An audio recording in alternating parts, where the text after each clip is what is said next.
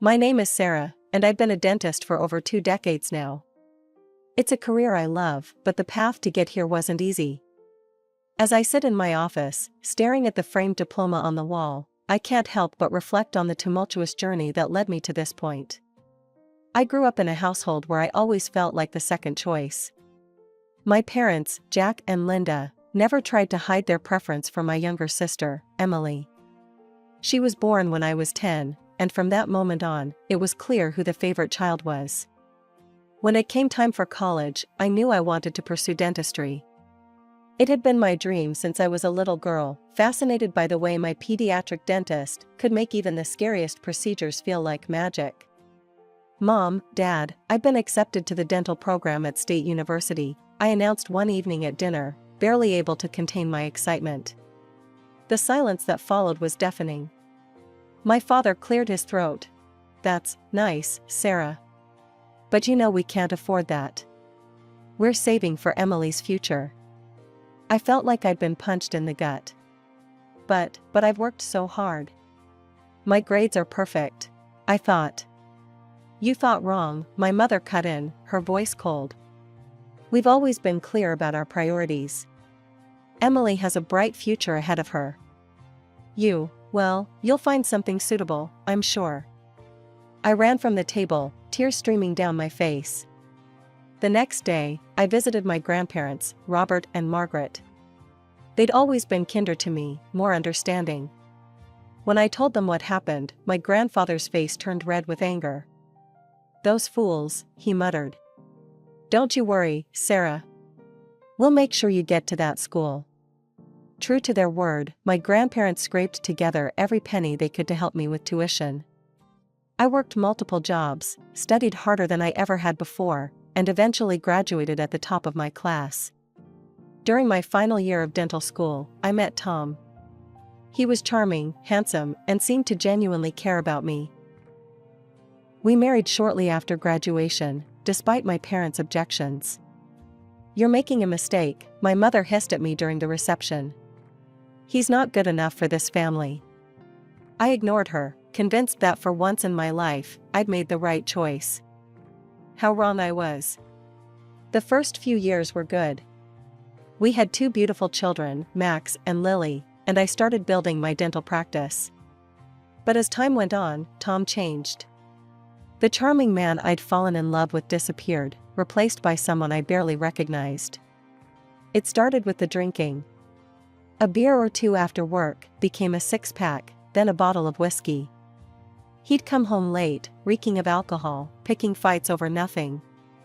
I endured it for years, hoping he'd change back into the man I'd married. But one night, as I watched him nearly drop our infant daughter while in a drunken stupor, I knew it was over. The divorce was messy, but in the end, I got custody of the kids and kept my practice. The day I told my parents about the divorce, I foolishly hoped for some support. Instead, I was met with cold disappointment and blame. "I'm sure you're exaggerating," my mother said, her voice dripping with disdain. "Tom always seemed like such a nice man. You probably drove him to drink with your nagging." That was the last straw. I gathered my children and left, vowing never to seek their approval again. Meanwhile, my sister Emily's life seemed picture perfect. She'd become a psychologist, married a successful businessman named David, and had 2 boys of her own. My parents never missed an opportunity to remind me how much better she was doing. "Emily just bought a new house in that fancy neighborhood," my mother would casually mention during our increasingly rare phone calls. "Her practice is really taking off. It's so nice to have a daughter we can be proud of." Years passed, and I built a successful dental practice. I was doing well financially, even able to buy a nice apartment in a good area of town. Ironically, there were times when my parents would call, asking for money. "Sarah, your father and I are a bit short this month. We were hoping you could help out," my mother would say, her tone sugary sweet. Despite everything, I always sent them what they needed. Part of me hoped that by being generous, they might finally see my worth. But their attitude never changed. One day, I received a call from Emily. Our parents had passed away suddenly in a car accident. I was devastated, not just by their loss, but by the realization that we'd never have a chance to reconcile. "I'm in the Maldives with David," Emily said, her voice crackling over the international line. "Could you handle the funeral arrangements? We'll try to get back as soon as we can." So there I was, planning my parents' funeral while my sister lounged on a beach halfway across the world. I threw myself into the task, determined to give them a beautiful send-off despite our troubled relationship. The day of the funeral arrived, and Emily finally showed up, tanned and seemingly carefree. Right after the funeral, a lawyer approached us. "We need to discuss the will." I hadn't even thought about the will. Surely, despite everything, my parents wouldn't completely forget about me? But as the lawyer read out the details, it became clear that they had done exactly that. Everything, the house, their savings, even family heirlooms, had been left to Emily. There wasn't so much as a mention of my name. As I drove home that day, I made a decision. I was done seeking approval from people who would never give it. I had my children, my career, and my own life. It was time to live it on my terms. After the funeral, my relationship with Emily became even more distant. We rarely spoke, save for obligatory holiday greetings and birthday wishes via Skype. I'd catch glimpses of my nephews, Tommy and Jake, during these calls, but it was hardly enough to form a real relationship with them. From what I could see, the boys were growing up to be quite a handful. During one memorable video call, I watched a 6-year-old Tommy throw a tantrum because Emily wouldn't buy him a new tablet. "But I want it now," he screamed, his face red with anger. Emily just smiled indulgently. "Now, sweetie, we can't always get what we want right away. We'll talk about it later, okay?" I couldn't help but interject. "Emily, don't you think you should be a bit firmer with him? That behavior isn't appropriate for his age." My sister's face hardened. "I'm a psychologist, Sarah. I think I know how to raise my children without causing childhood trauma. They need to feel free to express themselves." As the years went by, my own children grew up and moved out to start their own lives. Max became a successful software engineer, while Lily followed in my footsteps and went to dental school. I was immensely proud of them both. With the kids gone, I found myself enjoying the quiet life of an empty nester. I adopted a cat, Mr. Whiskers, who quickly became my constant companion. My days fell into a comfortable routine of work, home, and the occasional dinner with friends. Then, one rainy Tuesday evening, my peaceful life was shattered by a frantic knocking at my door. I opened it to find Emily standing there, mascara running down her face, with Tommy and Jake in tow. "Sarah," she sobbed, "I need your help. David and I had a huge fight, and I just need a place to stay for a while." I hesitated for a moment, remembering all the years of hurt and neglect. But looking at my sister's tear-stained face and the confused expressions of my nephews, I knew I couldn't turn them away. "Come in," I said, stepping aside to let them enter. As they filed into my apartment, I got my first real look at Tommy and Jake in years. Tommy, now 9, had a sullen look on his face, while 6-year-old Jake was bouncing off the walls, touching everything in sight. "Jake, honey, please don't touch that," I said gently as he reached for an antique vase. He ignored me completely, knocking the vase to the floor where it shattered into 1,000 pieces. Emily barely reacted. "Oh, boys will be boys," she said with a weak laugh. "We'll replace it, won't we, Jake?" Jake just shrugged and moved on to the next breakable object. I took a deep breath, reminding myself that they were guests in my home and that this was just temporary. But as days turned into weeks, it became clear that Emily had no intention of leaving anytime soon. My once tidy apartment descended into chaos. Toys and clothes were strewn everywhere, the walls were covered in crayon drawings, and the constant noise was driving me to my wits' end. One particularly trying afternoon, I returned home from a long day at the dental office to find my living room in complete disarray. The floor was littered with toys, crushed snacks, and what appeared to be the stuffing from one of my throw pillows. In the center of it all sat Tommy and Jake, gleefully engaged in what looked like a food fight with my good china as ammunition. "Boys!" I exclaimed, shock and frustration evident in my voice. "What on earth are you doing?" They barely glanced in my direction, continuing their rambunctious play without missing a beat. I looked around frantically for Emily, finally spotting her lounging on the balcony, engrossed in her phone. "Emily," I called out, trying to keep my voice steady, "have you seen what the boys are doing?" She glanced up briefly, a look of mild annoyance crossing her face. "They're just playing, Sarah. Don't be such a killjoy." I took a deep breath, counting to 10 in my head before speaking again. "Emily, they're destroying my home. This has to stop." Emily rolled her eyes and reluctantly got up from her chair. She sauntered into the living room, surveying the chaos with a disinterested eye. "All right, boys, that's enough for now. Why don't you go watch some TV?" The boys cheered and raced off to the guest room, leaving the mess behind. I stared at my sister in disbelief. "That's it? You're not going to make them clean up?" "Oh, relax," Emily said dismissively. "I'll take care of it later. You're always so uptight, Sarah. It's not good for your blood pressure." As the days wore on, I found myself becoming more and more stressed. The constant noise, the mess, the lack of respect for my home and my rules, it was all taking a toll on me. Even Mr. Whiskers, my usually affectionate cat, had taken to hiding under my bed most of the time, only emerging for food and to use his litter box. One evening, as I was preparing dinner, a task that had somehow fallen solely to me despite Emily and the boys being my guests, there was a knock at the door. I opened it to find Mrs. Johnson, my elderly neighbor from the floor below, standing there with a stern expression on her face. "Dr. Sarah," she began, her voice tight with barely contained anger. "I've always considered you a model neighbor, but these past few weeks have been unbearable. The noise from your apartment is constant. I can hear screaming and things breaking at all hours of the day and night. What on earth is going on up here?" I felt my face flush with embarrassment. "I'm so sorry, Mrs. Johnson. My sister and her children are staying with me temporarily, and I'm afraid the boys can be a bit energetic." Mrs. Johnson's expression softened slightly. "I understand children can be lively, dear, but this goes beyond that. And it's not just the noise.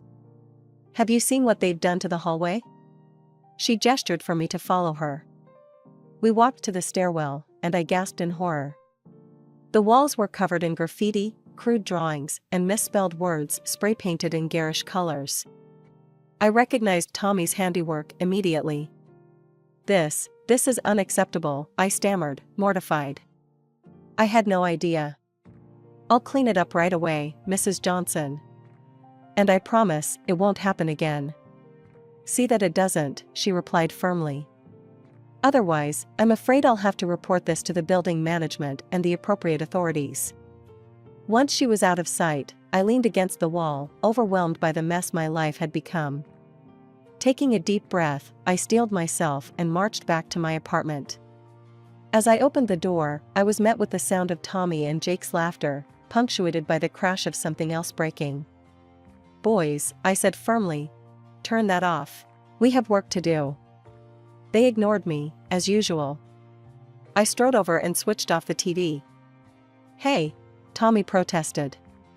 "We were playing that." "Not anymore," I replied. "You're going to clean up the mess you made in the hallway. Come with me, now."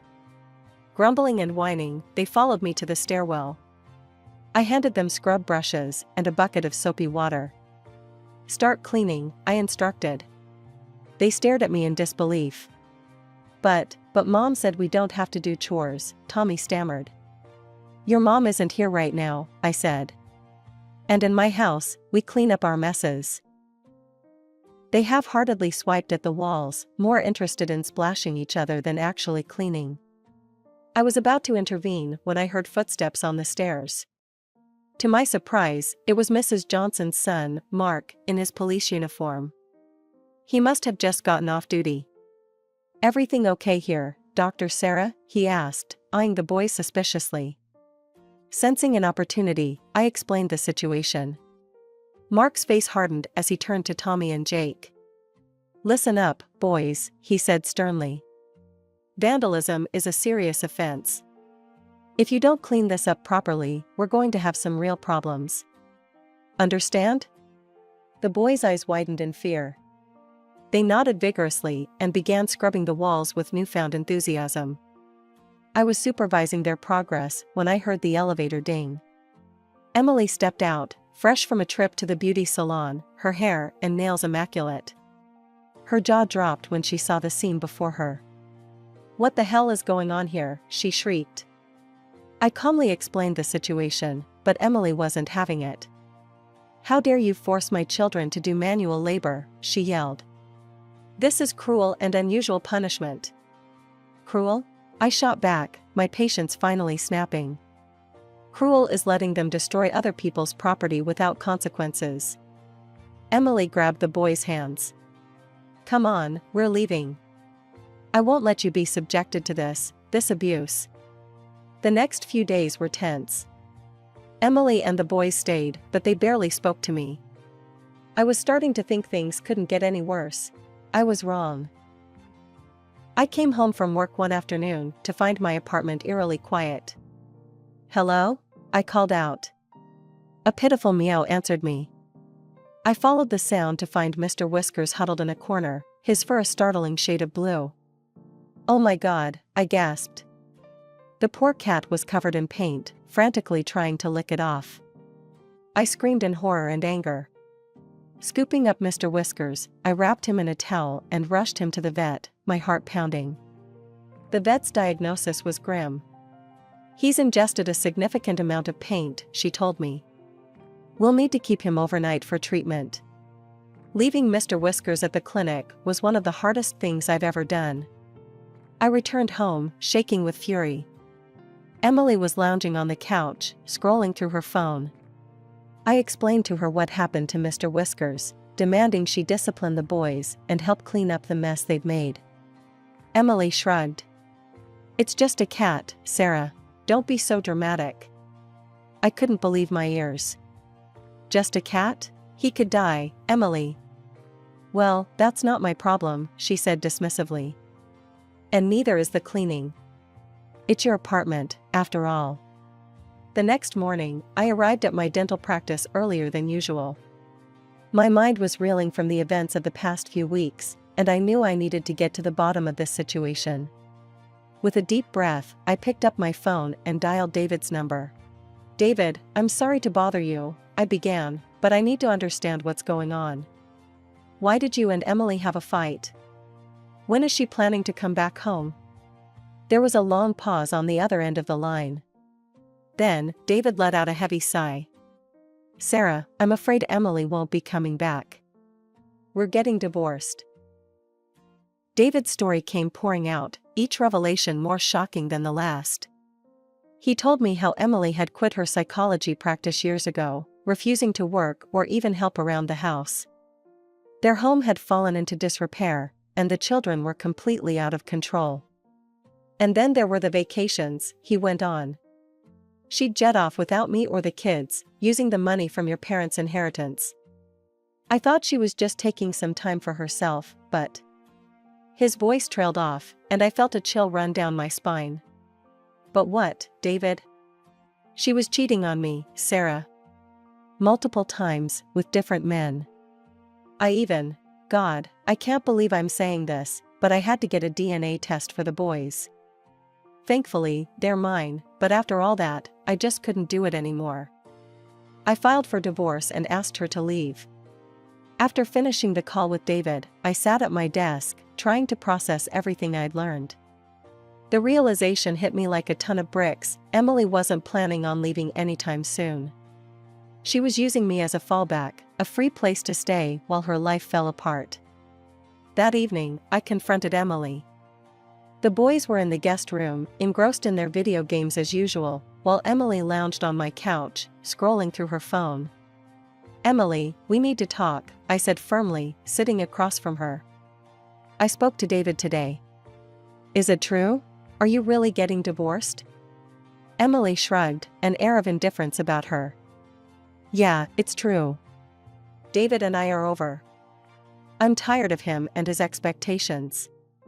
But don't worry, sis. You'll help me out, right? After all, that's what sisters are for. I couldn't believe what I was hearing. Help you out? Emily, you've turned my life upside down. You're not even trying to get back on your feet. What about your inheritance? Surely you can use that to find your own place.